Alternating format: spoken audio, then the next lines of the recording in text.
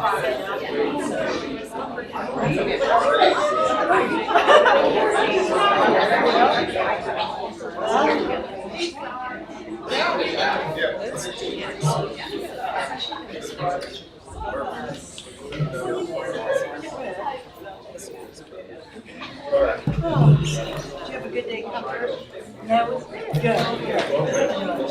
bringing up a blanket for under this table. She'll be right there. She just grabbed her stuff. Yeah, she got off the phone and she's grabbing her stuff. I'm so stressed. Like I cannot wait. You've got this. I'm right here to help you. I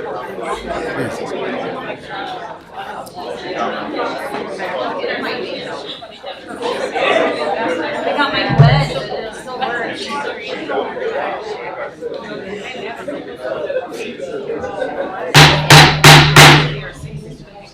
Hello, good evening. I would like to call the Peoria Public Schools Board of Education meeting for September 23rd, 2024 to order. Would you please, Madam Secretary, would you please call the roll? Mrs. Costick? Mr. Ivory? Here. Mrs. Murray? Here. Mrs. Rose? Here. Mrs. Ross? Here. Dr. Wilson? Here. President McConnell? Here. We have 7 present. Thank you. Would we please stand for the Pledge of Allegiance? Pledge allegiance To the flag of the United States of America and to the republic for which it stands, one nation, under God, indivisible, with liberty and justice for all. Awesome. Thank you. Thank you. So to acknowledge, we have 2 fantastic poster board designs here. The first one is Roland Acres Middle School. And then our second one over here is Glen Oak. This is our year 2. So major shout out to the students that created and had a part of these this artwork here. Up next, I would like to call for announcements. Any announcements from board members? I have an announcement from the Peoria Public Schools Foundation. I was able to go and sit in one of their meetings, their first meeting. It was a good time. I just wanted to share some of the great things that they're doing for our Peoria Public Schools. They were able to get bulk uniform orders to the warehouse, which totaled in about $3,000. School requests for uniforms, last I examined, altogether it came out to about $4,500. For the food pantries, little free pantry deliveries, grocery deliveries to PPS families, they were able to raise about $2,000.74. And I just want to say thank you to them. They had a golf outing, I believe, last week. It was a really good turnout. And I just encourage them to keep doing a great job. Awesome. Thank you. Do you have any announcements from? Yes. School Custodian Appreciation. Shout out to our amazing custodians on October 7th. Let's show them some love for all they do to keep our school clean and safe. Thank you. Larry? Announcement, School Principal Appreciation. October is School Principal Appreciation Month. Let us give a hug of thanks to incredible principals and their leadership dedication in their heart. Awesome. Thank you. I have 2 announcements as well. Fall break begins on October 7th and school resumes on October 21st. Remember to read for at least 30 minutes a day. And a second announcement here. Attendance matters. The more you're here, the more you grow. Attendance helps your future glow. Attendance matters. Students have to show up to glow up. Did you know that students who miss more than 2 days a month are classified as chronic absentees? Alarmingly, these students are 7 times more likely to drop out of high school. Every day truly matters. Dr. Karat will be hosting the Superintendent's Roundtable on Wednesday, September 25th from 12:30 to 2 p.m. at the Administration Building. Students from different schools are invited to hear a presentation about healthy selfishness, the importance of and benefits of self-advocacy with Becca Mathis, the Director of Clinical Services at Central Illinois Friends. Thank you. Christina Rose. Immunizations and physicals are due by October 15th, 2024 for all pre-K, kindergarten, 6th, 9th, and 12th grade students. Students who do not have their immunizations completed by this date will not be allowed in school. Please visit your healthcare provider or contact the health department to get your students' immunizations up to date. Hispanic Heritage Month. Hispanic Heritage Month is here. From September 15th to October 15th, we're celebrating the rich cultures and contributions of our Hispanic community. Stay tuned in our social media for a look at how students and schools are honoring this vibrant heritage. Good evening. SIP Day, the second school improvement day of the 24-25 school year, will be Wednesday, September 25th. There will be a half-day dismissal at 11:30 a.m. for all schools, and Valeska Hinton Early Childhood Center will be, early childhood education will be closed. Thank you. Good evening. KCSS and Valeska Hinton. Valeska Hinton Early Childhood Education Center and Knoxville Center for Student Success will have parent-teacher conferences on Thursday, September the 26th, and Friday, September the 27th. Also, fall break starts for Valeska Hinton and KCSS on September 30th, and students return on October the 7th. Thank you. Thank you. That concludes our announcements. Next, we have Student Showcase, Reservoir Golf Students. And we have here their principal, Mrs. Susan Martin.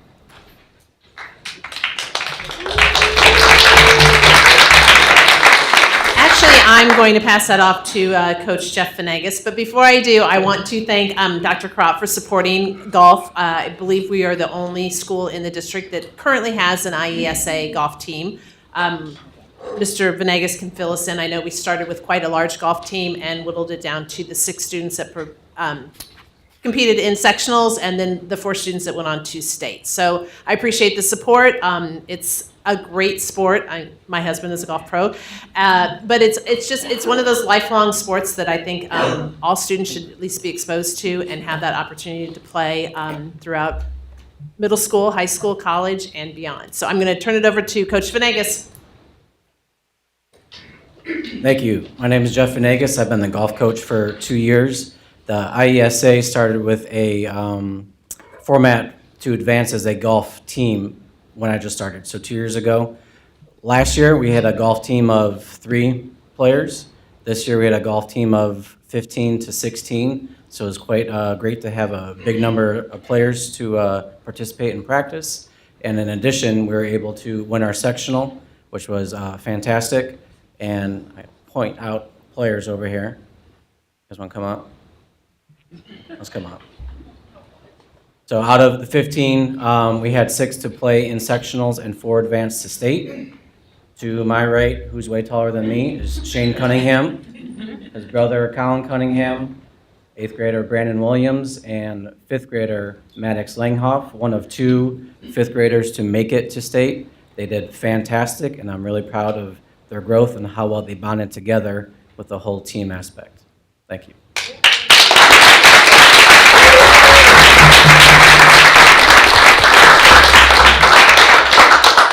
Thank you. Appreciate that. Can I have the parents or family members of these wonderful students stand up, please, so you can be acknowledged?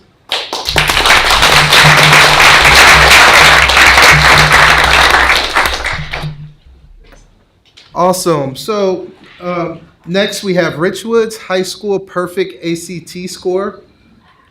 And for that we have Richwoods High School Principal William Robinson. Sherry Lemieux. Sherry Lemieux. Lemieux. Yep, after you. Hi. Good evening, board members, and thanks for having us here. I am a proud counselor from Richwoods High School, the Standard of Excellence, and I am so excited to acknowledge our student, William Henley. His parent, he is the son of Brandon and Amanda Henley. Would you please stand up?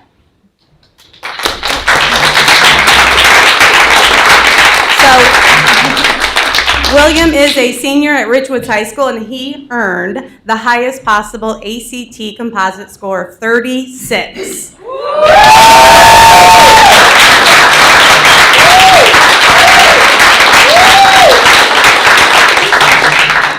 About 1/4% of students who take the ACT earn a top score.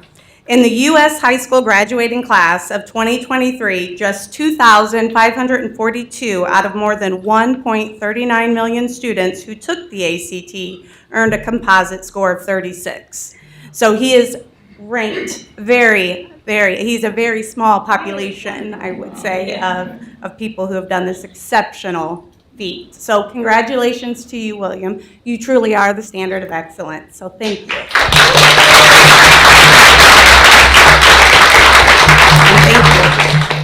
Ms. Domer, can we give William one of my favorite Target cards, please? You bet. We'll get it to him tomorrow. Thank you. Congrats, William. You're gonna love it. Yeah, thank you, and congrats again. Up next, we have district presentations. School safety update. Demario Boone, Director of School Safety, and Peoria Police Chief Eric Echeverria.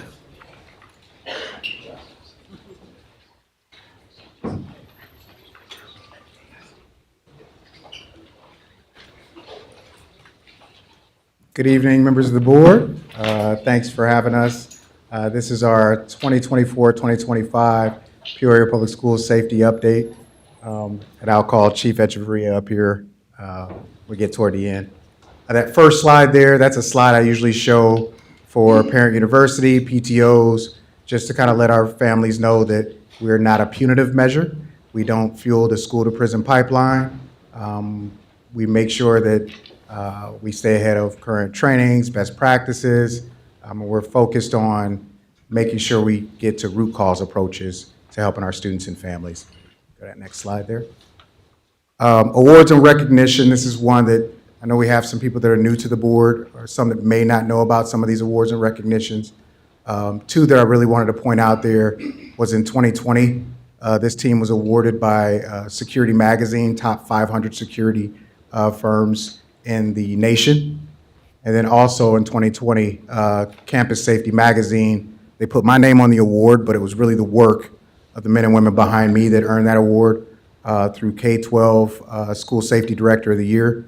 Again, a national award. And we beat out a lot of school districts that had, multiple millions ahead of us. And we only had 27 officers at that time when we won that award. We beat out LA, we beat out Texas, we beat out many other places. So that's really the work of the teamwork, the team back behind me. Next slide. So what is the Peoria Public School Safety Department? You guys got this slide. You got these slides, so I don't want to do too much reading. But we make sure we take care of that on-site safety, student and family interventions. We assist in social emotional development, anti-bullying, and system enforcement of criminal law and school code, special event security, and really I push a lot of that data focused building, climate monitoring and management. We are a liaison between the Peoria Police Department and other law enforcement agencies. Our wonderful crossing guards that show up every day as a part of our team, and really I push the team to be role models and mentors for student and staff. I always share our tip line. Our tip line has been very instrumental, thanks to Chief Echeverria's guidance in getting tip 411 for Peoria Public Schools. You could always text that PSD 150 tip to 847-411. You can go to that next slide there. To date, for this school year, we had one extra tip yesterday. We had 24 tips within the last 30 days, and we had 80 this year. And that's a significant jump from our old tip line. And again, we solved a lot of issues on the front end because of this tip line.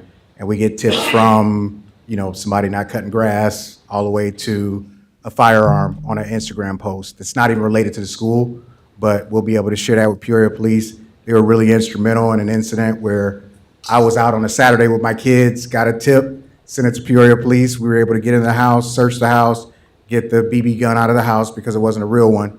But within 20 minutes, we were able to solve all of that thanks to tip 411. Gaggle, that's also something that is really instrumental. Our building principals are real key with that. Any student that has a laptop or uses a district computer, it flags certain things that are on there, and we're able to follow up with those and do those interventions with Gaggle. IntelliSea is still up and going strong.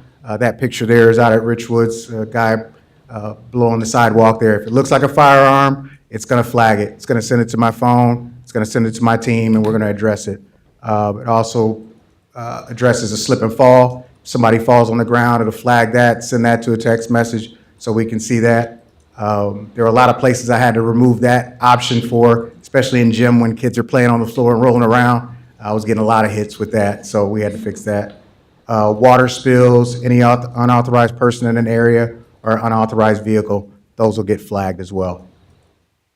Our school safety report system, thanks to Stan Hangin down at Manual, Deputy Director Gould and I, when I first started, we created the report writing system to make sure that we can be on top of things, get data at a moment's notice to be able to address certain situations in specific schools, and be able to put the proper supports in place for students and see what supports are working or aren't working. Go to that next slide there. Our top 5 reporting types to date, batteries, intervention, disruption, sick and cared for, other investigation. One thing I love seeing is I don't like to see a lot more reports other than intervention. So I was really proud of the team when I pulled the data. The intervention was one of the top reports. And these aren't just small interventions. These are really serious interventions with students and families. I also attached threat assessment there, which is about 12 of them. Peoria Public Schools is well ahead of the curve with threat assessment and management and how we do those types of things. While other school districts are closing because they had their first threat assessment in one day, we had 12 this year, and we haven't closed or missed one day of school because we were able to collaborate, identify those threats, grade the level of the threat, and put those mitigations in place to help students and families. Soft and hard lockdowns, again, you guys have this slide. So you see the types of things that we would use a soft and hard lockdown for. We're real strategic on what type of lockdown we use. Soft lockdowns are really protecting that perimeter. Hard lockdowns is locking in classrooms, shutting off lights, hiding away from doors and windows. We try to make sure we don't use that hard lockdown when we don't need it. If there's an incident outside of the building and we need to protect the perimeter, we do that, but we don't try to just initiate a hard lockdown and cause any trauma to students and staff we don't need to have. Our active assailant trainings, those are done yearly. We're in year 5 now. Deputy Director Gould and I had started this. He actually helped write the PowerPoint that we use today, and we go over all of this with our students and staff, or our staff. We talk about mindset, making sure they understand that they don't just walk around like it'll never happen here. We put that preparedness and prevention, which is, having controlled access, teaching with your classroom doors locked. We actually went through and, thanks to Buildings and Grounds, made sure all classroom doors lock anyway, so we can take that out of the equation. And then we give them those action steps. We train them on that run, hide, fight, not just sheltering in the classroom, but if you can get out of the building, get out of the building. We teach all of that with that active assailant training. And then again, safety by environmental design. These were all the updates that we did with our environmental design. And I'd actually pulled, or had Michelle Saipo, our technology director, pull a stat for cameras because I wanted to see how many cameras we actually added since 2016 when I've arrived. And she said in 2016 we had 679 total cameras for the district. Today we have 1,324, and that's almost 100% increase in camera coverage for our buildings. So I think that was huge. The next one. And then our agency collaboration. Again, we work hand in hand with all partners. And this is where I'll bring Chief Echeverria up to kind of discuss our collaboration that we do with the Peoria Police Department. Good afternoon, President, board members, Superintendent. Let me put my glasses on, I'm getting a little older. Camera's gonna get me with the glasses, looking old, but that's all right. So I don't know if you're able to pull this slide up. So I had our crime analyst, our data analyst, the words, the letters are small, I don't know if you can zoom them up at all, pull some stats for me today just to kind of show you what's going on with the school district from a police perspective, and it is all good. I will start off by saying is, if you're wondering what the difference is from having SROs in every school and not having SROs in every school, this is going to show you the numbers from our perspective. Anything for me, from a police perspective, where we don't have to respond and write a report, because as busy as we are, we're at 70,000 reports or 70,000 incidents year to date as a police department. That's year to date. You compare that to another agency, the closest agency would be 20,000, and that's the Peoria County Sheriff's Office. So when we have anything that can reduce those numbers for us, when we look here, year to date, 2023, you have 424 police incident reports.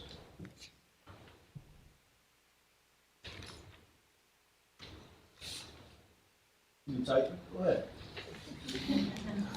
Be proud of these numbers. Compared to this year, year to date, 251. That's a 41% reduction. 41%. That is a big number. Now, I can tell you firsthand, when I pull up to a school, Liberty specifically, Officer King, she don't play out there, right? You can laugh about that. She makes me go ahead and pull on over when I need to pull over, and I can tell you the difference. From last year to this year, just watching that school, and the reason I see that school is my child goes there. Just the difference of people's behavior with having an SRO out there. And I can tell you, and I know she probably don't want me to say this, that SRO is out there, just like all the other ones I see, does a phenomenal job. So we should give them a round of applause, I think. I can tell you, and I call Chief Boone all the time and tell her, this lady don't play. She runs from one corner to the other. She gets in the street. She's in the parking lot. And I've seen that in other schools. But she does a phenomenal job. And I want it firsthand. I see that. But I want you to see these numbers. And so as you look down, kind of our top 10 offenses, overall in our top 10 offenses, you're down 37%. I'm not going to go through all of them, and you guys will be able, we can dissect these even further if you needed to. But I think the ones that you really need to look at are disorderly conducts. Most of the disorderly conducts also include these threats that we're seeing nationally and locally. We're still down 3% compared to last year. Battery, 46%. Some of these other investigations are down 50%. The one that's up is 40%, but I think that's okay, other trouble, because when we look at these reports, these are reports where we find a juvenile or a child posting something on social media, whether it's a gun, whether it's a suicide threat, whether it's some type of other threat. That falls under there. So what that tells me is your SROs in our police department are being more diligent at finding these and seeing these and reporting these. So I'm okay with that number going up based on the reports that I'm reading. That number is okay because that's more proactive when we see that. Somebody saw a threat, somebody saw an image of a juvenile with a weapon and has reported that. Whether it's through our TIP 411, whether they called that in. More often than not, it's the school calling in, hey, we saw this, or some investigative lead from our intel team that saw it. And again, criminal damage is down 44%. Minor requiring authoritative intervention, right? That's a child under 18 in a situation that requires government intervention. Again, that's down 38%. And so on. Mob action down 7%. Assaults down 44%. You should be very proud of this. What that tells me is that work is being done in the schools, and I think Chief Boone said this in the beginning. They're not doing anything that's punitive, and it's not a pipeline to prison. And that's what they're doing, is they're identifying issues at the school. They're taking care of those issues at the school when it's appropriate. Where before that wasn't, right? If you didn't have an SRO in the school to immediately intervene in something, well, who do you call? Not Ghostbusters, the police, right? So here you have all these SROs in these schools able to intervene when you need them to intervene and help reduce these numbers. And I'm going to imagine as we go on, this is what we want to see next year, see these numbers even go further down and continue to go down. So I'm very proud of the relationship that we have with you guys. and the relationship the SROs have with us. I probably have more communication with Boone than any other outside group in the city. It's a regular communication. It's virtually every day there's something, or something happens after school, something happened on the weekend. There's a lot of communication, and we want to continue to have that. And some of the, just to remind you, some of the things that have occurred, right? We gave the city has given the school district $299,000 in violence reduction money. And last year, we noticed that there was some money that may be coming back. And we said, hold on, don't bring that back. Where can we find a place for it? We did a budget amendment for you guys. Jenny Orgiza, our grant manager, who's phenomenal. We noticed that there was about $100,000. And what we knew is the schools needed phones. And to me, that's a safety issue. And how do we reduce concerns for parents and our children and our teachers to feel safe, where you can have phones inside every classroom? And I know you've started, I don't know where status is at, but I know phones have been going in over the summer. And that was $100,000. The partnerships with our SROs during our Christmas events, our Safe Summer events, our block parties, they're there, they're part of it. Fuses. We just started to have a meeting on Fuses. If you watch our city council, basically Fuses is a platform where we funnel all cameras into one platform. We started a conversation with the district to see how we partner with the district in having access to certain cameras. And again, that's not, let me make this clear here so it doesn't get spun out of control. We're not talking about being able to look in your cameras and we got somebody sitting there vigilantly looking at cameras.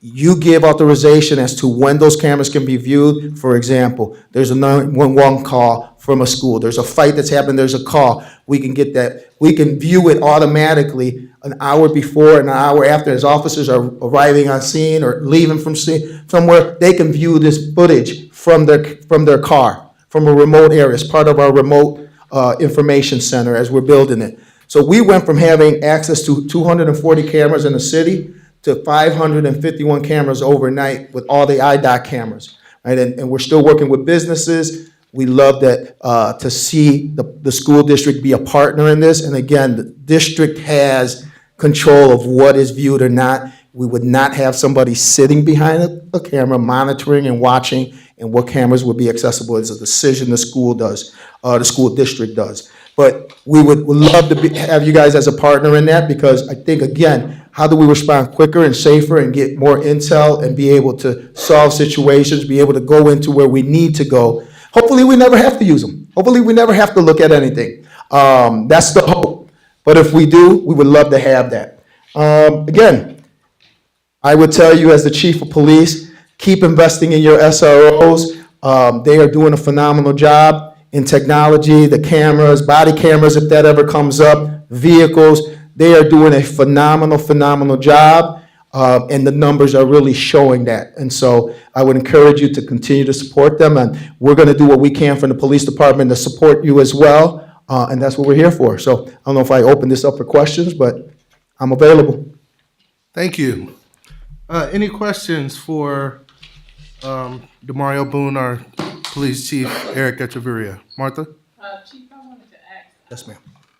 Are you still, some years back, we were partnering, the police department was partnering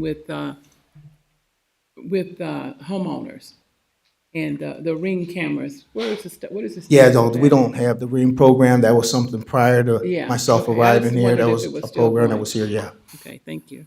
I just had a question. I think it might be for Demario Boone. As it relates to the tip, that tip line that we have, just curious, where are all the places that this information is shared within a school? Like, how do you get that word out that says, this is our tip line, this is what you can do to place a tip?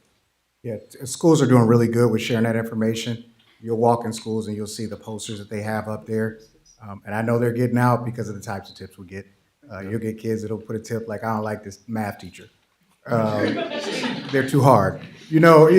But we still answer them back. I actually helped get a tutor for a kid through the tip line. So it's getting out there. Also, appreciate it. I was just curious. Yeah. Yep, thank you guys for your hard work. Yeah, I have a real question for you, Lee. I just want to make a quick comment in reference to, because I think school safety is the utmost importance. I want to commend you guys for a job well done, and keep up the good work. Yep. Thank you. Thank you.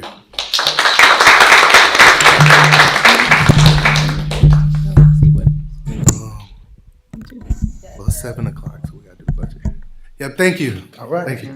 So it is now 7 o'clock PM. We do have a budget hearing. Next, is there anyone in the audience that would like to speak as it relates to the budget? Seeing none. Excuse me, Director Boone, can we have the SROs kind of come up and kind of like introduce themselves or just, give their names? Maybe what school they're stationed at? And while they're doing that, I have to say, board, they are, as Police Chief Echeverria said, they are an amazing, amazing, amazing group.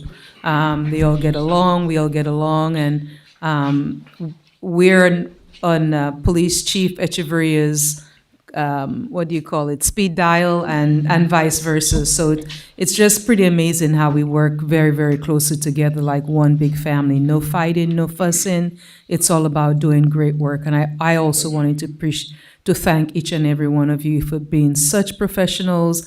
And sometimes we had a full moon, right, last week. And we probably had 5 or 6 hits every day. And we were like, I'm sure it's a full moon, and look, we knew it was. So, and they just handled every situation with grace and, calm, cool collectedness, and I really like that as well. So, thank you very much for all that you do. Thank you. Hello, everybody. I'm CSO4 Wolfmeyer. I'm pretty much all over the district. I'm kind of stationed at Manual a little bit right now, but anywhere we're needed. CSO4 Meacham's the same way.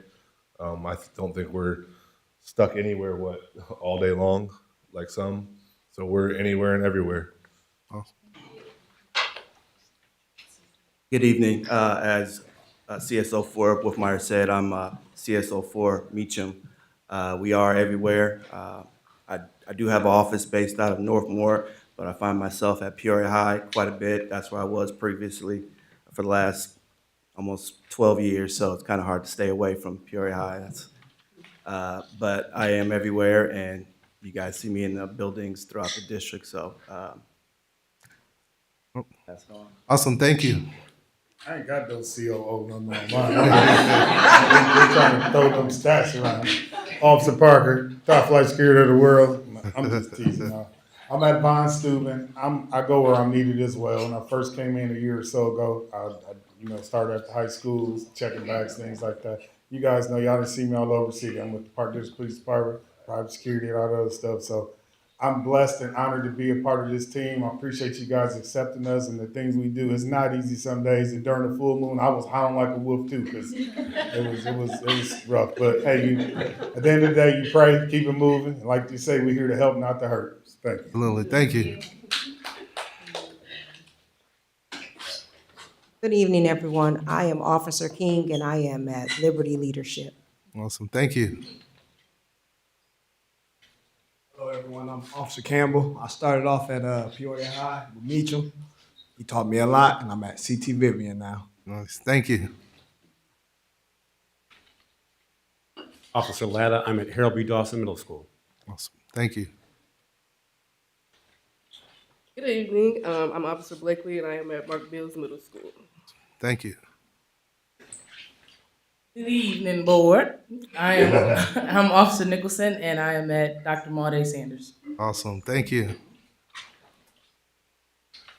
Good evening. I'm Officer Nathan Bell, and I am at Velasquez Hinton Early Childhood Center. Awesome, thank you. Good evening. I am CSO3 Gray. Forgot my name. I don't do. This is going into my 7th year. 5.5 of those were at Treewind. I'm currently supervising the Manual High School zone. Awesome, thank you. Hey, I'm Officer Brown, and I'm currently at Glen Oak Community Learning Center. How Thank long you. have you been there? 6 years.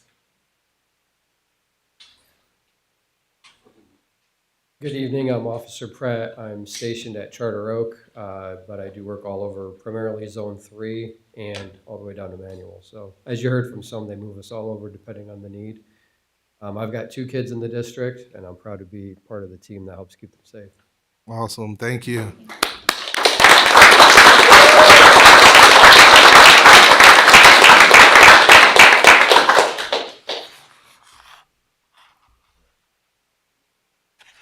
Thank you. Appreciate it. So next we have item number 8, presentation by audience. We did have one comment card. How'd I do it?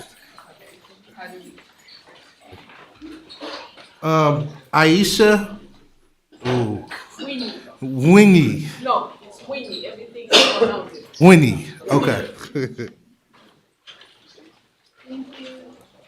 Well, I'm originally from Kenya, and my concern here is my daughter Salma. She is 11 years old. It has been presented to Dr. Hiratu, I think, by the board. She's doing homeschooling with SLS, and she's finished up to 8th grade. She's done Algebra 1. Unfortunately, she's now at Ellisford, and I was not ready to put her there because she's advanced. And today they did a test on negative and positive exponents, and she's already done that. So I'm here today because I'm trying to find answers on how to proceed with her. So I don't know how you guys are going to help me after this, but she's 11 years old, and she was tested at Bradley University 2022, and she scored 93%. So I've been trying to place her at Reservoir, but unfortunately we're not getting that position. So now I need your help. Thank you. So we did have another comment card here. Sorry we missed that. Mr. Doug Shannon? Yep, hello. Are we in open comments about the DNA kits? Well, your name, you're now available to speak. 5 minutes is the allotted time. Okay, I don't think I'll need that long, but good evening, board. My name's Doug Shannon. I am the proud father of a sophomore at Ridgewoods and an 8th grader at Reservoir. And I have seen the action item on the agenda and wanted to express some concern. First, I'll just say that I dig science, and I think this has the opportunity and the ability to be pretty cool.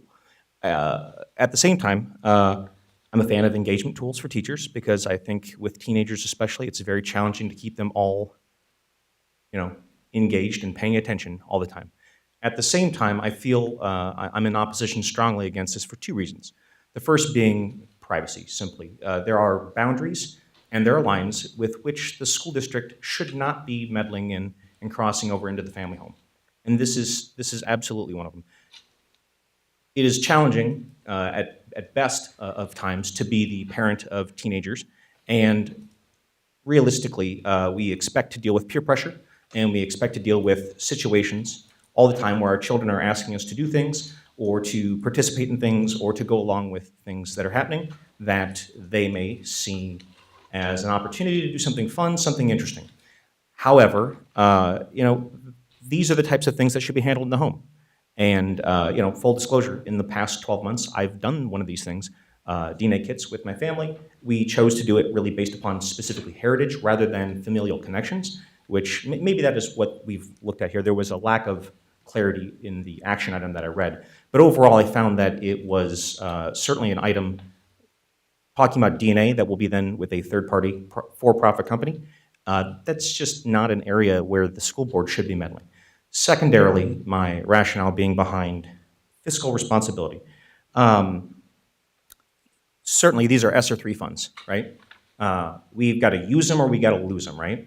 We've got till September 30th to obligate these funds, and then we have a limited period of time to spend them. The fact that we're waiting till the 11th hour and 55 minutes should be proof enough that this is not an exceptional use of these funds, or we would have already allocated them months ago. All right? For those of you that have been on the board for more than a few months, I mean, why didn't we spend them earlier in the year, or why didn't we spend them last year? We were allocated these funds, I believe, during COVID, and we've had 3 different phases, and we've had a lot of different opportunities to look at things. For me, as a reservoir parent, I find this incredibly ironic because today we sadly got notification that the Laredo Taft experience, which has been a phenomenal experience for 8th grade students in the district for decades. Very sadly, NIU is having issues with the funding. They've alerted us that we very much should expect that at the end of the calendar year 2024, that we will not have Laredo Taft anymore, which means that our current 8th grade students across the district will not have that phenomenal experience. I know that educators at all of the middle schools are doing a great job trying to reverse that course of action, but it's unlikely. These roughly $80,000, I understand that these are federal funds, and if we don't use them, they just go back into the coffers. But in life, you're either part of the solution or you're part of the problem, right? You know, it's about $96 if you annuitize out, or rather if you proportionally look at what this costs the residents of Peoria across the $80,000 relative to the rest of the country. But at some point, again, you've got to be part of the solution or part of the problem. We elect you all as our board, and I know that this is a difficult job, and all of you have many, many demands on your time and for your attention. But we elect you to be stewards of our resources and our tax dollars, okay? Sometimes those are city funds and municipal funds. In this instance, it is for federal funds.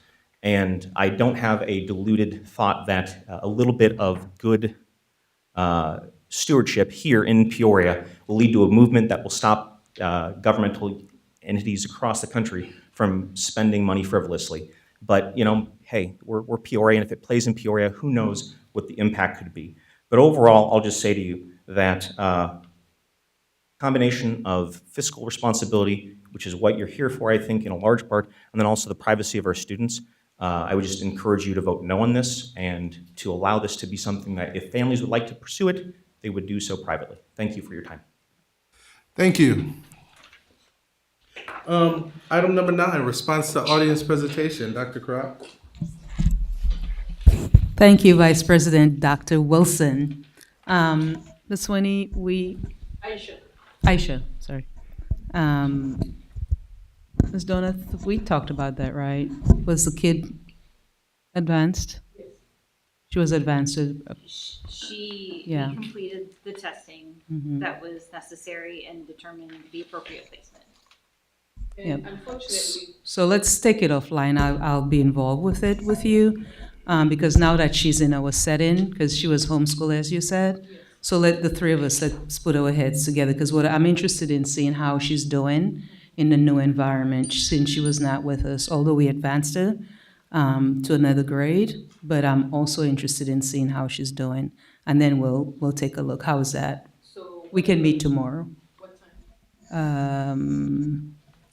7:30? No, actually, I'm at Richwoods. Let's say, I'll tell you what, we have your phone number. I'll give you a call after this meeting. Because after this meeting, I'll give you a call tonight when I get back to the office. Because I think we're yonder, people are coming, and I'm at Richwoods at 7 o'clock, right, Doctor? Okay. But I promise, I will call. Yes, ma'am. I will. Yes, because I'm interested in seeing how she's doing now that she has been advanced to a new grade, a higher grade, and you're saying she's still doing well. Still at the 7th grade, and unfortunately, that day of the testing, she was tested less time and a lot of work. In fact, she said it was fewer time and it was a lot of things that she was tested on, and she finished it with shorter time.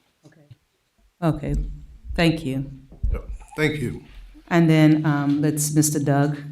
So thank you, Mr. Doug, for sharing your thoughts with us. I'll tell you, we've had a lot of conversation since the action item have been submitted and made public, and great communication, great feedback, great questions, and those sorts of things. So the idea was to incorporate the kids with the biology class, specifically a chapter on genetics and DNA. And And so, and obviously, there were also parental permission, either notarized or oral. We've had a lot of conversation with the individuals we're working with at Harvard. And, you know, I remember when I started talking to Dr. Gates in January after he spoke in Peoria, I'll never forget, he said, you know, what is the one subject that kids are always concerned about? It's themselves, right? It's who am I, who are my ancestors, and so forth. And so that's the idea was to incorporate the DNA kids with the topic of genetics with parental permission. And so no one would, you know, and then there was a plan for individuals who did not get, there's another plan for them. So it's not as if it would be forced on everyone. It was, you know, as you said, it's fun, it's exciting. The whole idea was to get them more interested in STEM and create a broader interest in biology and genetics and those sorts of things. So, Ms. Donath, you and I have had a lot of conversations this weekend and today as well. And I'll tell you, what we do is we provide information to the board. We try to provide an exciting, when I was a principal, I wanted my school to be very excited. My kids were always excited to come to school because we did all sorts of different things. And we thought this would be such a nice addition, hands-on, relevant, and it's about themselves. I've done it myself, just like you, with my family, and just amazing information. But I spoke with actually Vice President Mr. Wilson and a couple of board members, and we just provide the information and give the rationale, and with the idea of making things relevant and meaningful for children. As I said, it's connected to a biology curriculum and specifically the topic of the genetics and DNA, but we're okay. We provide the information, and then it's up to the board to decide whether they want us to pursue with this idea or not. I don't know, Ms. D, if you want to add anything to that? Just that the idea behind it was to give all students the opportunity, with parent permission, to learn about where they come from. Not focused on their family tree per se. We're more interested in what countries do they come from. How to extract DNA is a fascinating thing that few people know. So we wanted students to actually have that opportunity to do that and use what they learn to inspire them to get excited about science, get excited about learning about genetics. Because I promise you, an activity like this is more exciting to a kid than reading about Punnett squares in their biology textbook. So the idea is to give every kid the opportunity with parent permission. But we wouldn't take away the opportunity to learn the information even without the parent permission.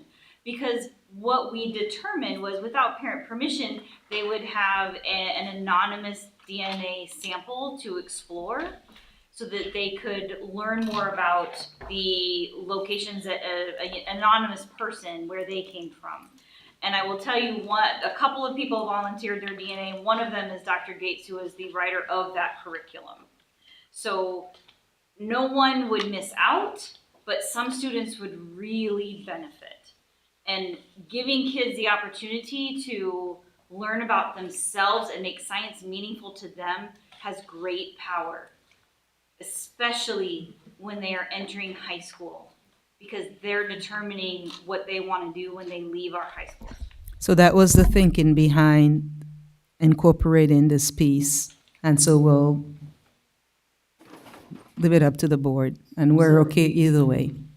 Awesome. I think I've responded. Have I? Yeah. Okay, Yeah, perfect. absolutely. Thank you. Thank you. Information items. Superintendent update. So that was going to be my superintendent, and we have a nice little video. Are you interested in seeing the video? Okay. Oh, and Mr. Chair. I'm sorry, President McConnell. Yes, I just wanted also for some clarification that those DNA kits are not determining, parent or whether somebody is a parent. That is not the scope of the DNA testing for, paternity measures. And I think we need to clarify that too.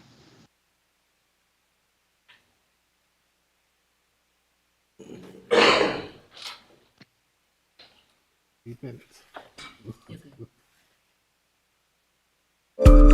13 kids, ages 10 to 13, from different parts of the US and Canada, each with different stories and families with origins the world over, came together for a genetics and genealogy camp to research the question, You can see your DNA very clearly. who am I?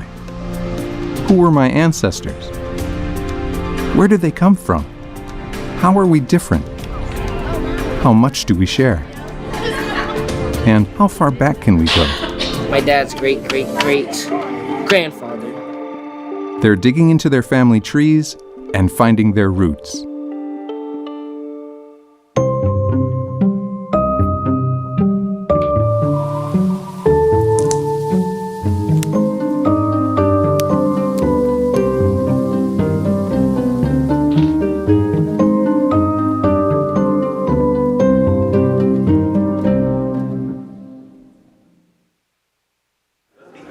I always wondered where I came from and why am I here?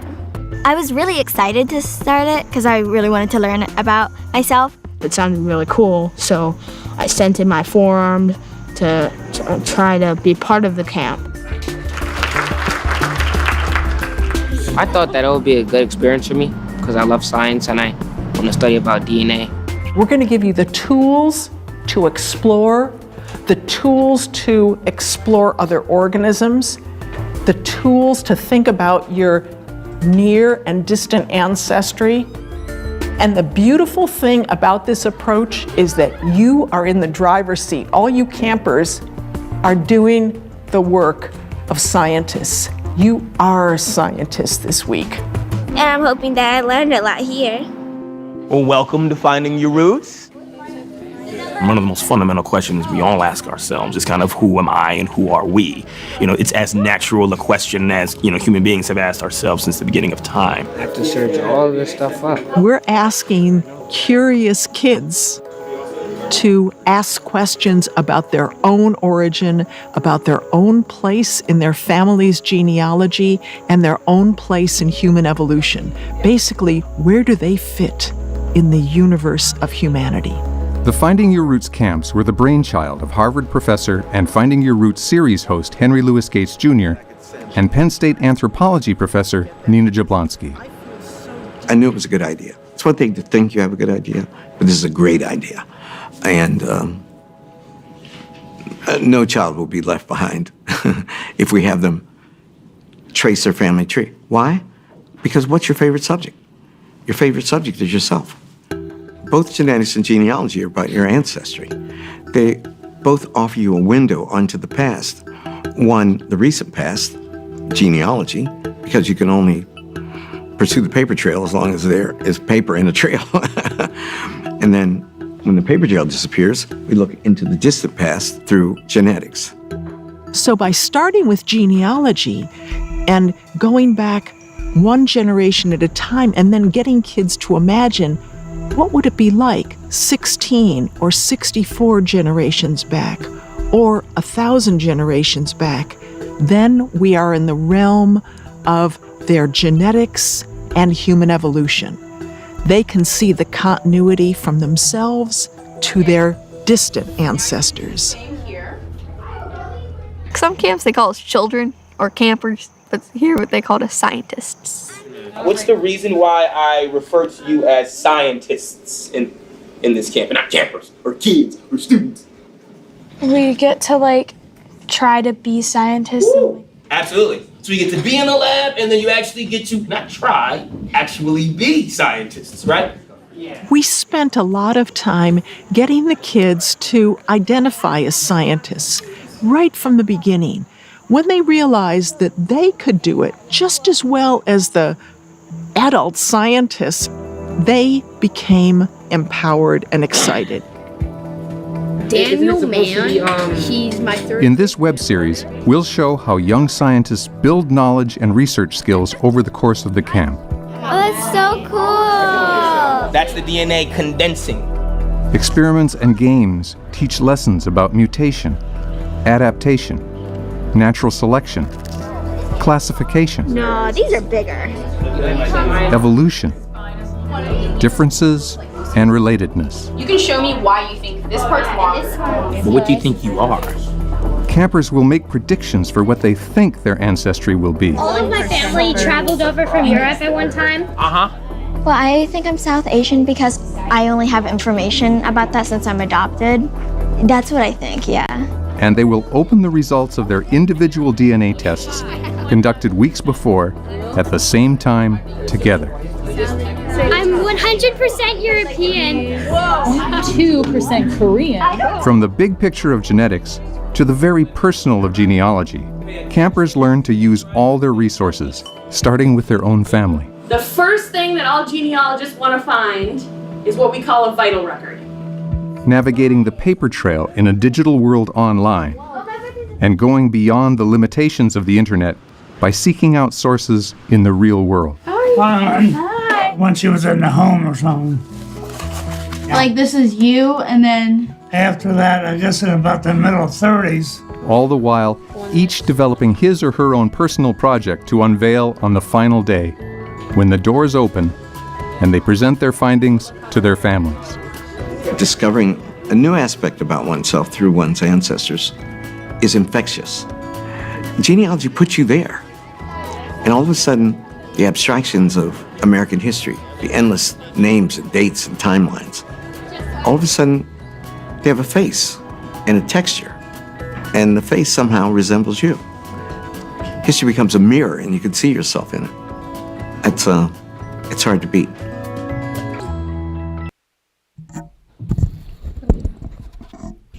Vice President, just one other quick update in terms of fall break intercession that will be held October 7th through the 11th. And we are experimenting with a different configuration. We have 7 community partners throughout the Peoria area that will work with our K-8 students. Parents signed up for that, and they're the YMCA. Some individuals chose the YMCA Peoria Park District, the Art Inc., Boys and Girls Club, Friendship House, Neighborhood House, and the Carver Center. And these will be of no cost to families during that first week of intercession. And parents have actually already signed up. PPS will provide transportation to families, and breakfast and lunch will be provided. If individuals, I know registration closed on Friday, but I think Boys and Girls Club. Boys and Girls Club has space. They do have space. So that's what I was told. So one person is shaking their head, but Dr. Corey Molson, you're saying Boys and Girls Club. Maybe that has changed. So check in with Boys and Girls Club though, but that is the plan for intercession. And in addition to that, we actually still have Dr. Annette Coleman. The high school will be the same, the traditional high school programming for that week. Monday, the first week of intercession, early childhood, Valeska Hinton, they will have their own programming. And the dual language, Miss Rose, you'll have where will you be? Lincoln. Dual language will be at Lincoln. And special ed, Dr. Bond will be at Jameson as usual.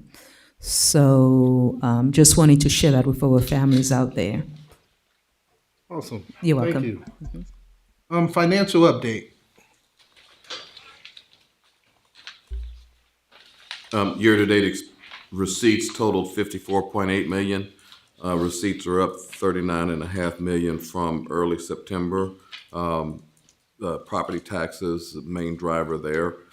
We typically get an installment on those at the end of June and then at the end of September, so we were indeed expecting that.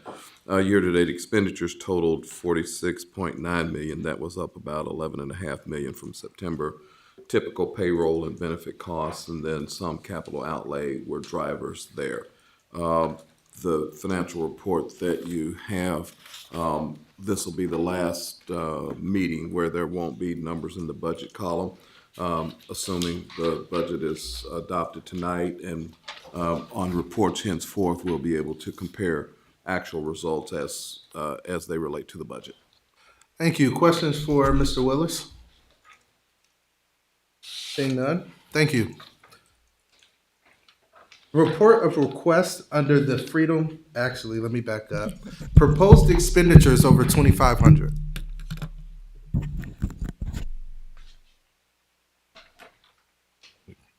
No questions? Thoughts? Okay. Next, report of request under the Freedom of Information Act and status of such requests. Thank you, Vice President Dr. Wilson. Since our board meeting on September 9th, we received 0 requests. There was 1 pending request that I noted on September 9th. Of those, 0 requests remain open. So there are 0 requests currently open, and we have received 39 requests since January 1 for a cost of $1,750. Awesome. Thank you. You're welcome. Salary compensation report. That was just an informational item that we provide to the board each year. That report is simply a summary of teacher and administrative compensation for the year just completed. State law requires us to, one, share that information with the Board of Education, and then 2, post that information by October 1 of the fiscal year, which is next week. After tonight's meeting, we'll post that information on our website this week sometime to comply with state regulations with respect to that. Awesome. Thank you, Mr. Willis. Any questions? Yeah, do we have that report? Was it in our packet, or you said it was an email? Oh, okay. Thank you. Any additional questions for Mr. Willis under salary compensation report? Seeing none. We are now at the consent agenda. Ms. Martha Ross, would you? Sure, thank you. The consent agenda tonight consists of number 1, gifts to the school district. Year-to-date, $136,209.52. Number 2, payment of bills. Number 3, payment for travel. Number 4, human resources report. Number 5, natural gas pricing. Number 6, electricity pricing. Sorry. And number 7, Peoria Stadium Dome building sites improvement projects. Number 8, budget resolution. Number 9, the DNA kits for finding your roots curriculum. Number 10, Twig Science experiment kit replacement. Number 11, we have policies, student behavior. We also have number 12, policy, Title 10, Title 11, that's 9. Title 9, grievance procedure. And number 13, batch, and this is a number of them, a batch update of selected policies as attached herewith. Let's see, we have, that is the entirety of the consent agenda. Thank you. Thank you, Mrs. Ross. Are there any items that board members would like to pull for a separate vote? Ms. Costick? I would like to pull item number 9 and number 10 for a separate vote. Is it a table? Okay, item 9 and item 10? Wait, you wanna- 10. Okay. I think we'll, when we get to 9, yep. So I got items 9 and 10 to be discussed. Is there any other items from board members that they would like to be pulled from the agenda? Seeing none, can I get a motion to accept the agenda? Accept the agenda items all but item 9 and item 10. So moved. Thank you. Madam Secretary. Mrs. Costick? Aye. Mrs. Murray? Aye. Mr. Ivory? Aye. Mrs. Rose? Aye. Mrs. Ross? Aye. Dr. Wilson? Aye. President McConnell? Aye. We have 7 ayes. Motion carries. Awesome, thank you. Ms. Costick, start off with you, item number 9. For item number 9, I had a couple of questions, and some of the questions have been answered. We keep talking about the DNA, but the film that we just saw gives a lot of information regarding the genealogy.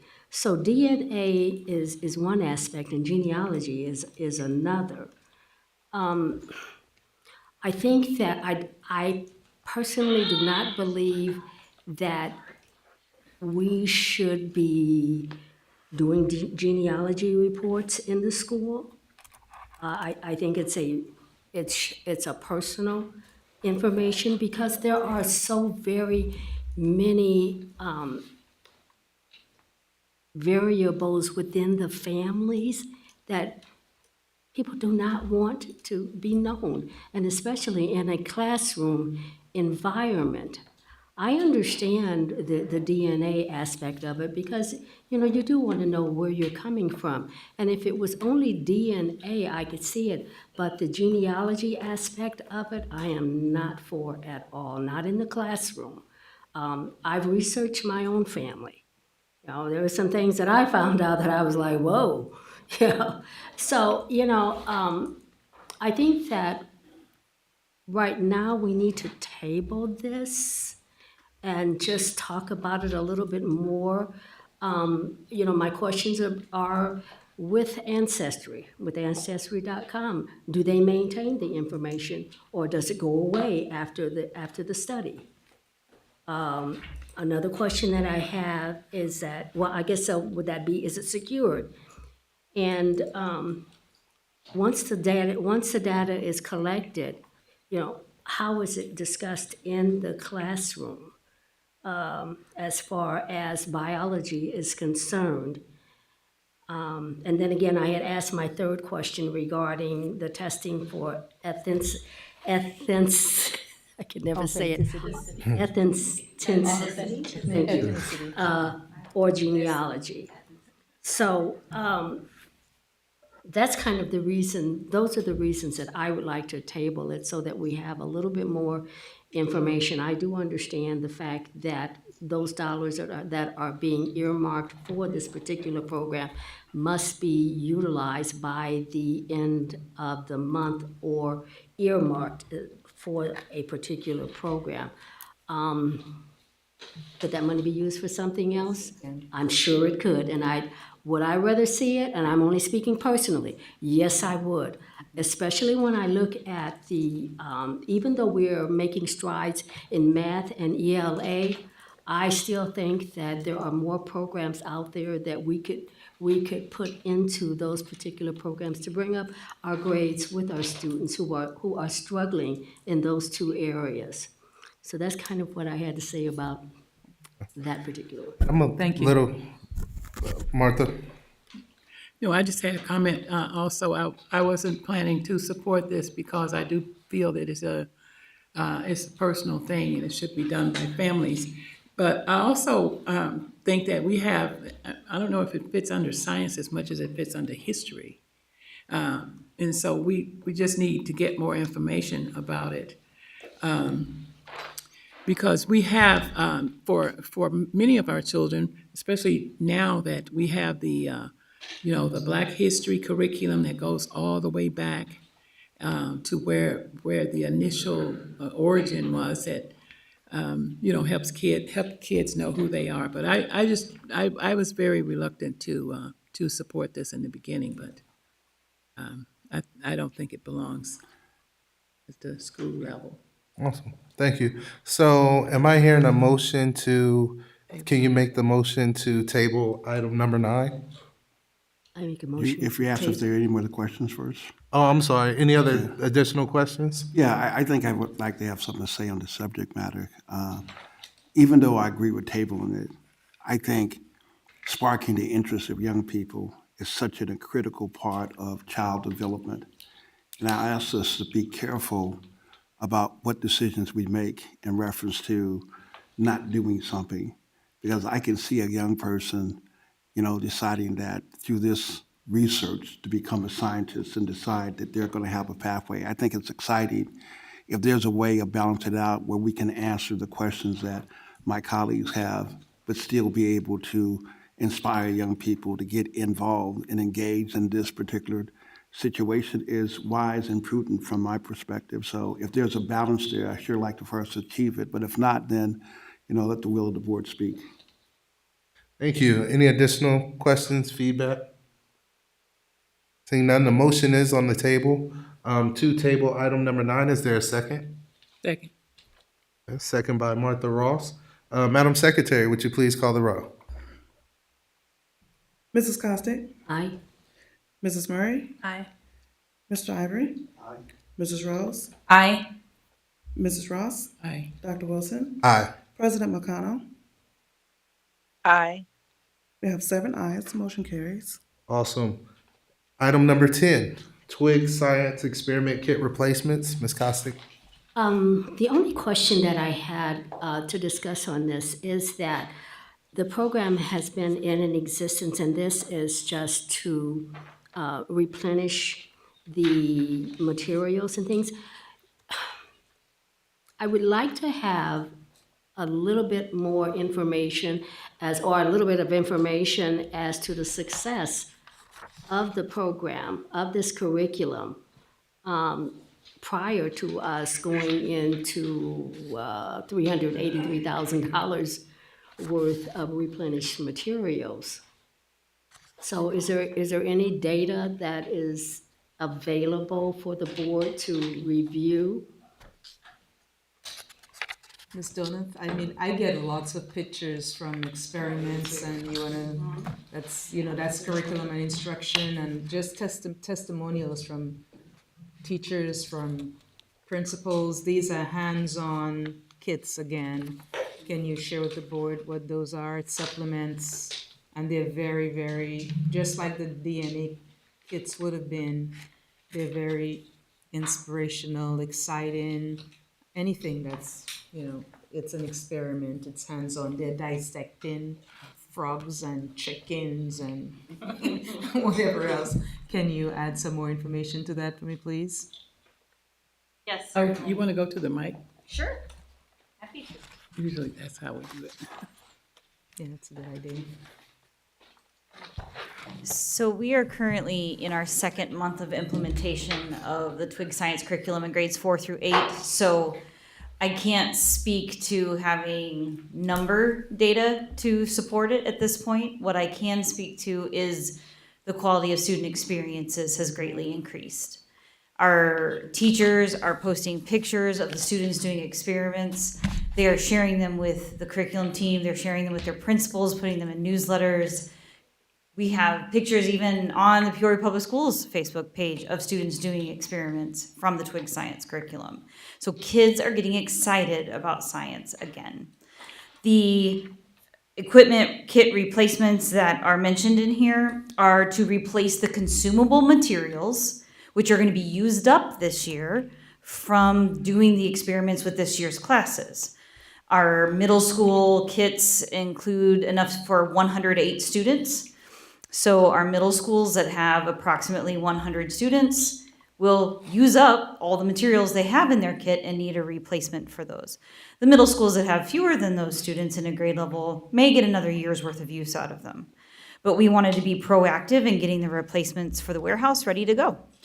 There are additional equipment kits which we needed to add for a few different classrooms because our enrollment is up and we have more classes than we had previously. So we wanted to make sure that we anticipated future enrollments and had those ready to go. So if next year we have 5 more classes in each grade level, we would be able to ship those materials out right away. So some of this is additional materials in anticipation of our enrollment trend. Okay. Ms. Costa. Okay, so you're in the second month of implementation of this particular program. Correct. And may I ask if the original for the program that's in place right now, were there ESSER funds that were used to purchase that? Yes, that is program? correct. So if we purchase the replenishment of materials with ESSER funds, and it goes through 24-25 school year, so is that the end of it? Because with these type, I don't know, I don't remember what the funds, what it cost originally, but this, you know, this at 383,000 and whatever the original cost is, you know, theoretically, we're probably not going to have that kind of money to start this program again for 25, 26. It's not a program. And it will probably come from the ed fund because it's part of the science Part of our curriculum. experience, which I mean, in science, we've all had science classes, we had experiments. Okay, it's a curriculum Yes, materials. ma'am. Okay, I understand. It is a curriculum. Okay, so So- my bad, Can I address one thing that you mentioned, which I think is very valid? Science is expensive. There's a lot of consumable materials in science. You're exactly right. However, with the original purchase that we did for this program back, I believe it was April of this last school year, there's one set of replacements already included in that cost, but it's not to be distributed until year 3 because we purchased 6 years out, so we purchased replacements halfway through to be distributed. Does that make sense? yes, it does. Okay, so these are additional materials that we didn't know we would have the funds for, that we have the funds for at this point, and we wanted to have extras on hand at the warehouse to be ready to go.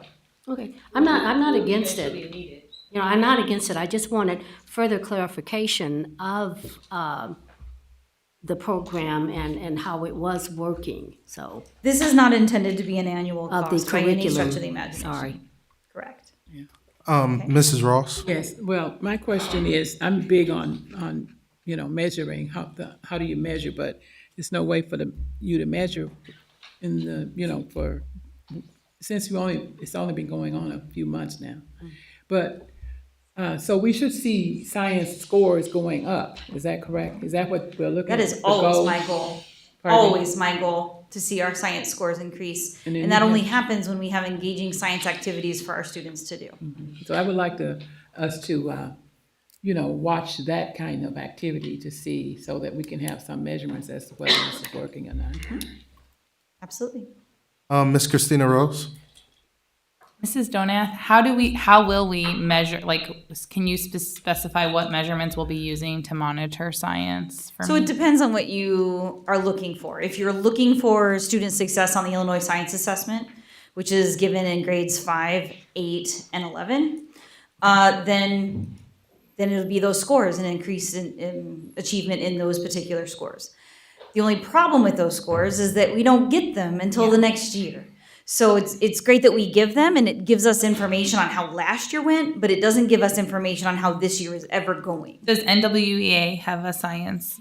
We do not do the NWA assessment in the science portion. We just do math and reading. So do we have any science assessment that covers all of those grades? Within the curriculum, we have an assessment that the students do, as well as we are currently developing common assessments to go with standards-based grading in all of those grades, but they're still in development to be implemented next year with standards-based grading. Thank you. Of course. Any additional questions on item number 10? Seeing none, do we want to then move to adopt item number 10? Is there a motion to adopt item number 10? Thank you. Madam Secretary. Mrs. Costick? Mrs. Murray? Aye. Mr. Ivory? Aye. Mrs. Rose? Aye. Mrs. Ross? Aye. Dr. Wilson? Aye. President McConnell? Aye. We have 7 ayes, motion carries. Awesome. Next, we have deliberation agenda.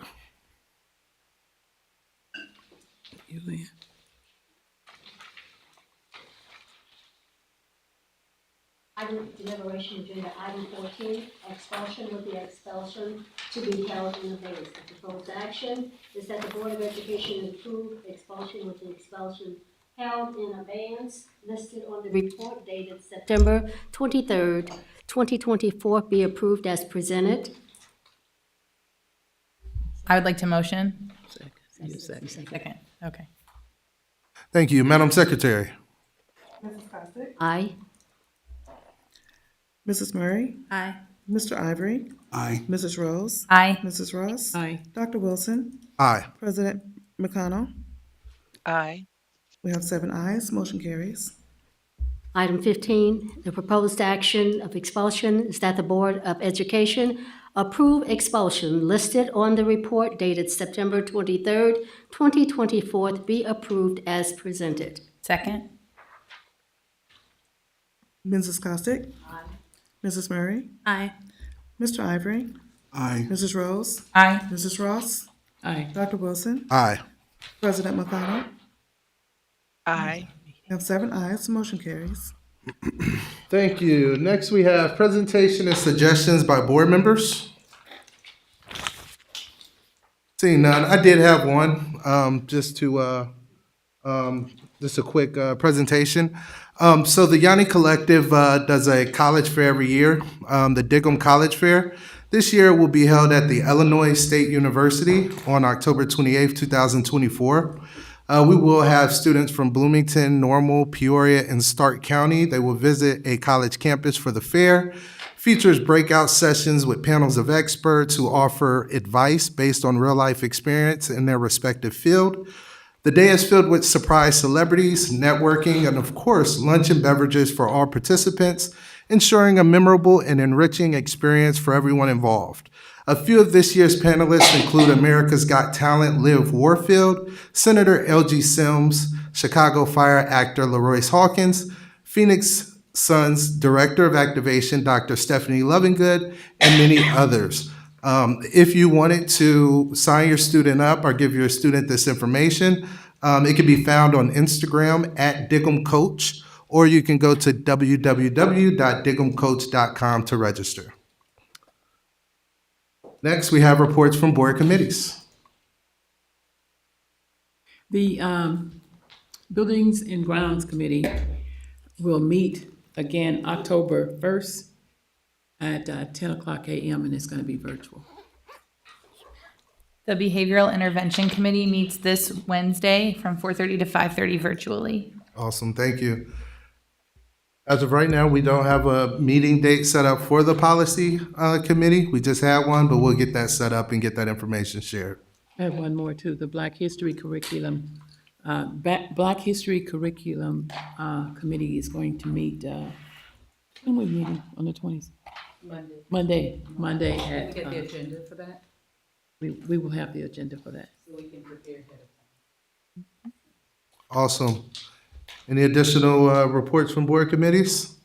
Seeing none, it is 7:52 p.m. and I would like to adjourn the meeting.